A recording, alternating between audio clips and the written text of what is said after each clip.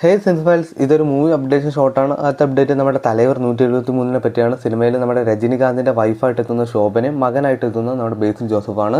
പിന്നെ നമ്മുടെ ഗിരീഷ് ഷെഡി അടുത്തായിട്ട് ഡയറക്റ്റ് ചെയ്യുന്നത് നമ്മുടെ ലാലേട്ടനൊപ്പമാണ്. അപ്പോൾ അത് സിനിമ ഒരു പക്ക ഫാമിലി എൻ്റർടൈനറായിട്ടാണ് എത്തുന്നത്. അപ്പോൾ ജസ്റ്റ് റൂമേഴ്സാണ്, എന്തായാലും ഒഫീഷ്യൽ കൺഫർമേഷന് വേണ്ടി വെയിറ്റ് ചെയ്യാം. നമ്മുടെ ധനുഷിൻ്റെ D55 എന്ന ചിത്രത്തിൽ നമ്മുടെ മമ്മൂക്ക ഒരു ഗ്രേ ഷെയ്ഡുള്ള ഒരു പോലീസ് വേഷമായിരിക്കും ചെയ്യുന്നത്.